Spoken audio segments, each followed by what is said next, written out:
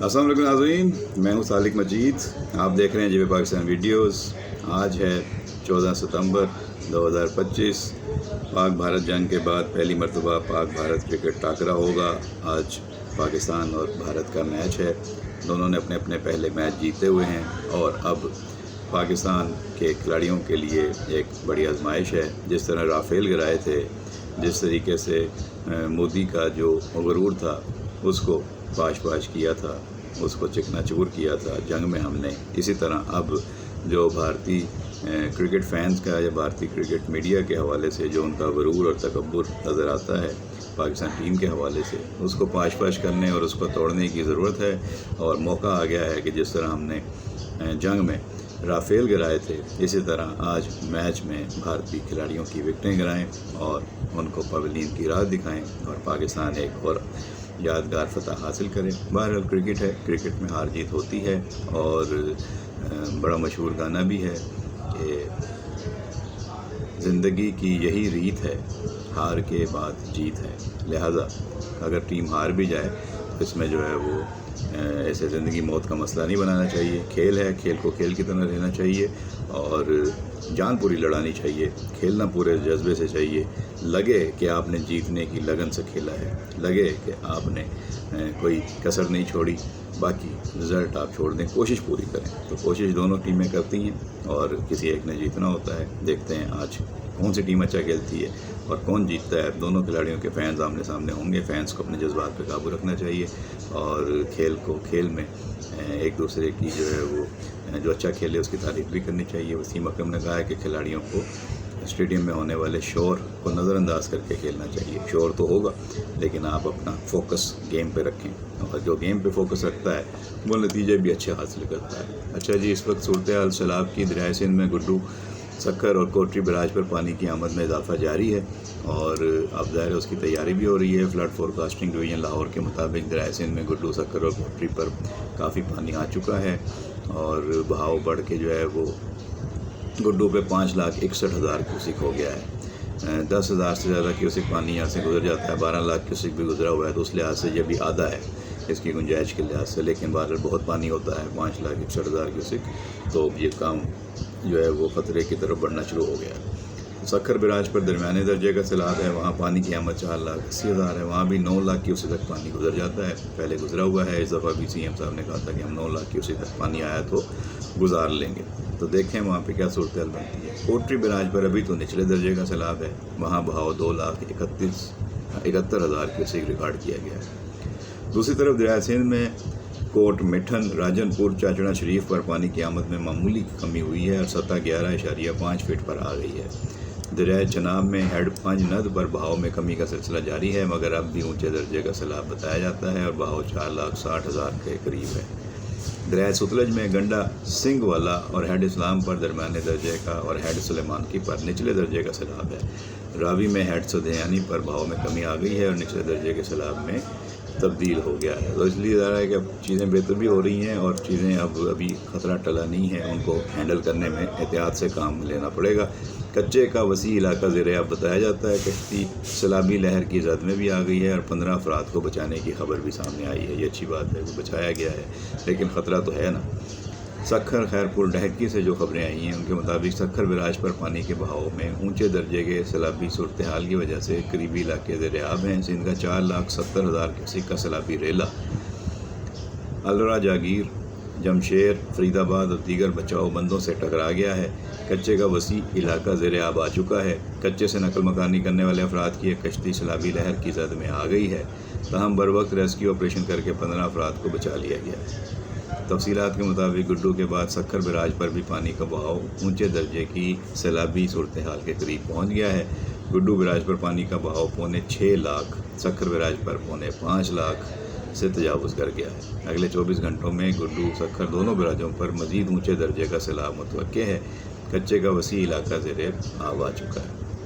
तो ये सूरत हाल वहाँ पर बनी हुई है और रेस्क्यू 1112 ने भी कच्चे के इलाके में बंडी से राहूजा तक मुतासरा इलाकों से 6 मर्दों को, 6 बच्चों को, 11 ख़वातीन और 120 बकरियों को महफूज मुकाम पर मुंतकिल किया है। बकौल मेयर सक्खर अब तक 1.5 लाख से ज़ायद लोग और 4 लाख मवेशी कच्चे से मुंतकिल किए गए हैं।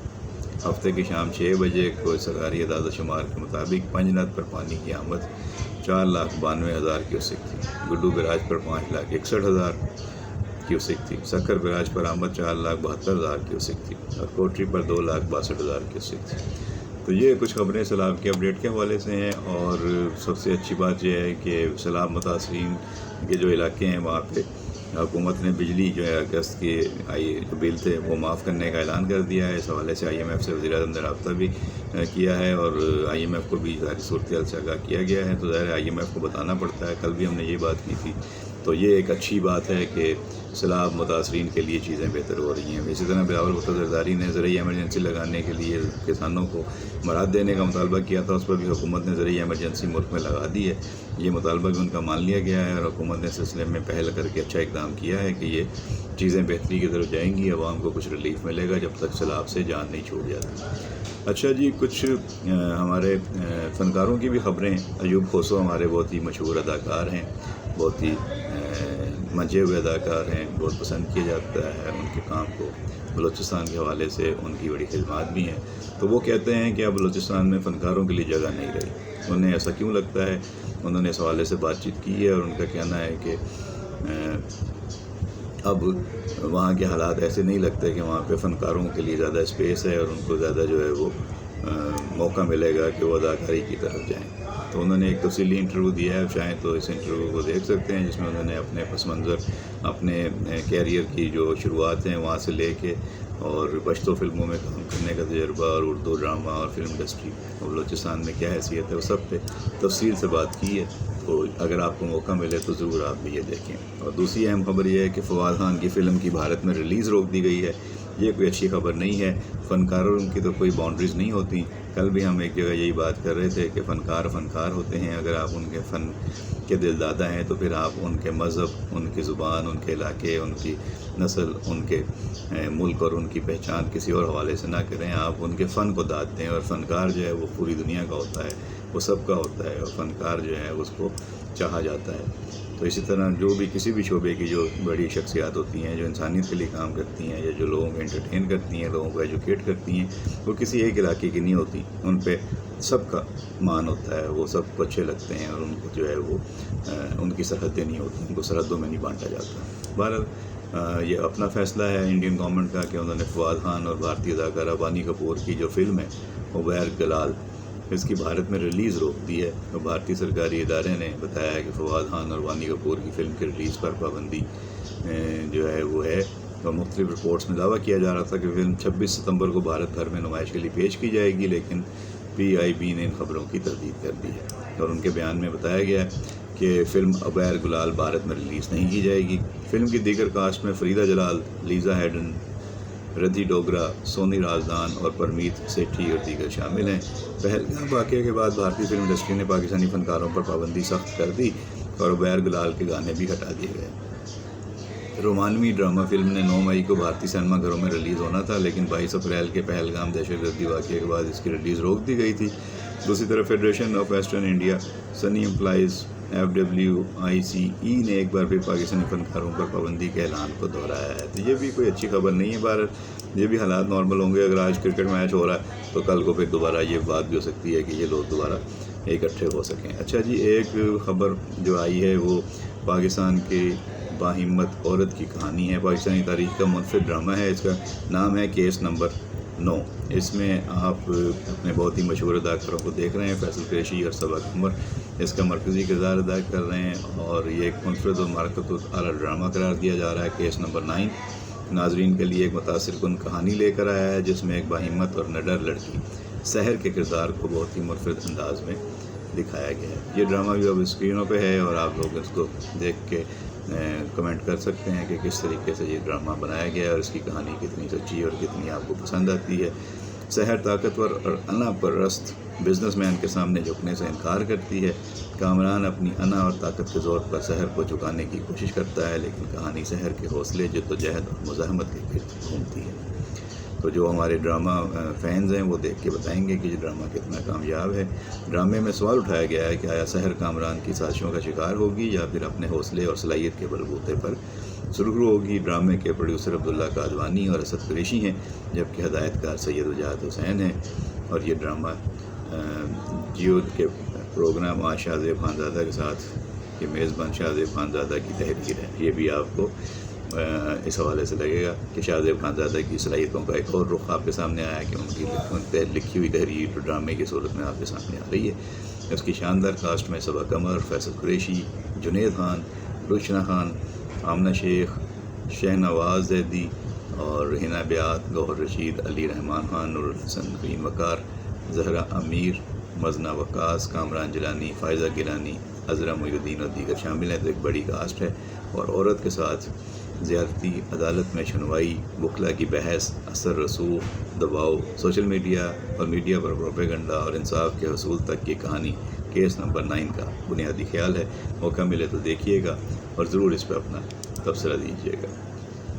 اچھا جی، اب کمیونسٹ پارٹی ہے چائنا کی، چائنا سیچوان، انہوں نے صدر زرداری کے اعزاز میں شائعہ دیا ہے۔ صدر زرداری ان دنوں چین کے دورے پر ہیں، ان کے دوروں کے بہت اسٹریٹجیکل اہمیت کے حامل قرار دیا جا رہا ہے۔ دورے میں صدر آصف علی زرداری کے ساتھ پیپلز پارٹی کے چیئرمین بلاول بھٹو زرداری بھی ہیں، اور پاکستان کی خاتون اول آصف زرداری کی صاحبزادی آصفہ بھٹو بھی ہیں۔